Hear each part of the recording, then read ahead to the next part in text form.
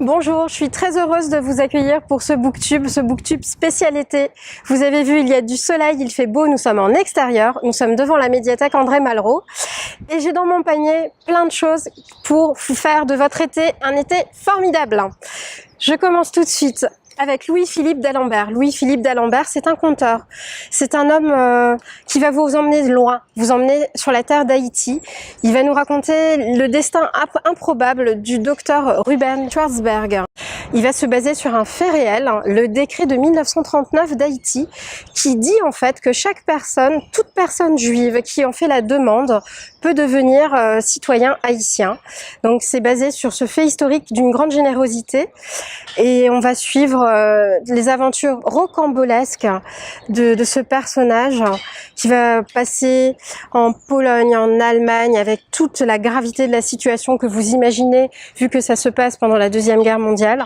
On va aller à Cuba, on va aller à Paris et on va aller à Haïti. C'est un roman voyageur, c'est un roman qui va vous emmener dans plein d'endroits et c'est surtout un roman de la main tendue, un roman qui donne un immense message d'espoir. Oui, l'accueil est possible, il est possible encore d'accueillir l'étranger, d'accueillir l'autre. Je trouve ça très beau, ça résonne vraiment particulièrement aujourd'hui. Et en plus, ce qui ne va rien gâcher à votre plaisir de lecture, c'est que c'est vraiment très très bien écrit. C'est une langue chantante. Je pense que ce roman va vous emmener très loin. Je continue avec Jean Egland. Jean Egland, c'est une américaine. Ce roman a été publié il y a 20 ans et ça résonne aussi très particulièrement aujourd'hui. C'est un roman post-apocalyptique. C'est l'histoire de deux jeunes sœurs qui survivent dans la forêt. On est avec elles. On est dans cette tension du manque de nourriture, ces limites, les limites de soi et les limites des autres à réapprivoiser. La peur de l'autre également. C'est écrit d'une manière magnifique. À la base, c'est un journal. Le journal de l'une des deux sœurs auxquelles nous avons accès. Ça pose plein de questions sur qu'est-ce que l'essentiel, comment s'inscrire dans une démarche plus responsable vis-à-vis de la nature et de notre consommation. C'est un roman qui va vous emmener au cœur d'une forêt et la forêt devient elle-même un des personnages le plus importants du roman.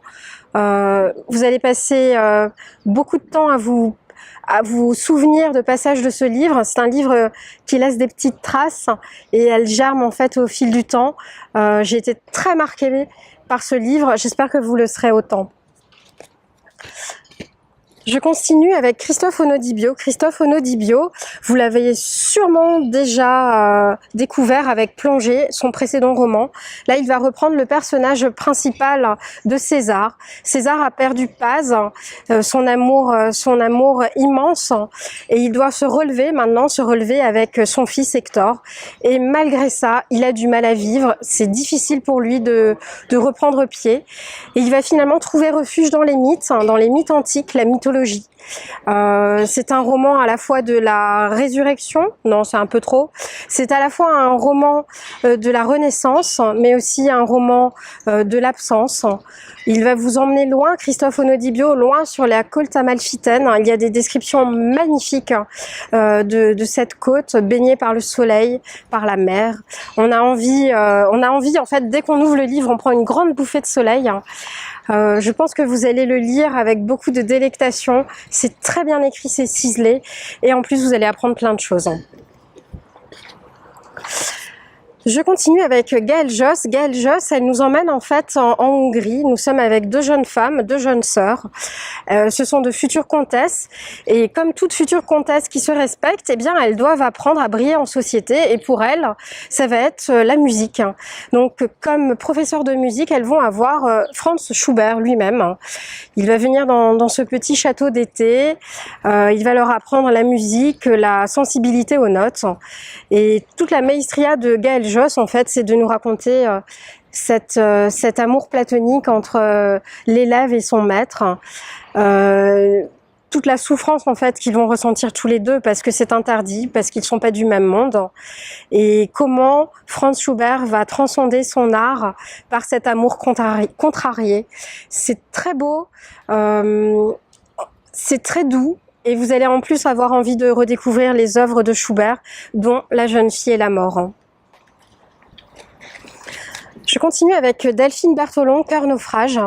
Cœur naufrage, c'est l'histoire de Lila et Joris, deux jeunes adolescents qui se sont rencontrés à un moment clé de leur vie, mais ils ne le savent pas encore. Ils vont se retrouver plus tard et ils vont en fait apprivoiser les conséquences de leur rencontre un été, l'été 83. Cet été, en fait, il va y avoir un secret, va naître un terrible secret. C'est Delphine Bertholon questionne sur les choix, l'importance de ces choix et la résurgence dans nos vies. C'est brut, c'est d'une extrême justesse et vous allez rencontrer deux personnages, mais ça pourrait être deux amis, tellement ils sont décrits avec justesse. Je pense que vous allez vous poser des questions sur la difficulté des choix et peut-être même en faire quelques-uns grâce à ce livre.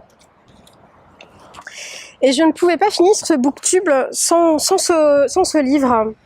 Ce livre, en fait, c'est pas vraiment un roman. C'est Christos Markogiannokis qui vous parle de scènes de crime au Louvre.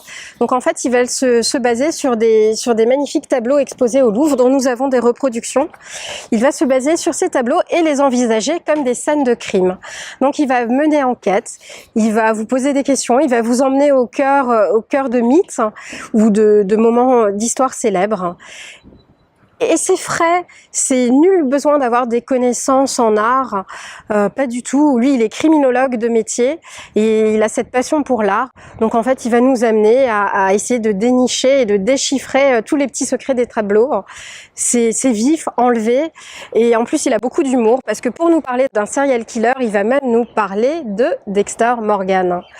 Voilà, j'aime beaucoup cette sélection de livres. J'espère que vous allez y trouver votre compte, j'en suis persuadée. Et si jamais, n'hésitez pas à venir nous rencontrer en médiathèque, ici derrière à la médiathèque André Malraux ou sur les médiathèques du réseau. Nous sommes là pour vous. Nous allons vous trouver le livre de votre été. Rendez-vous en médiathèque. À bientôt!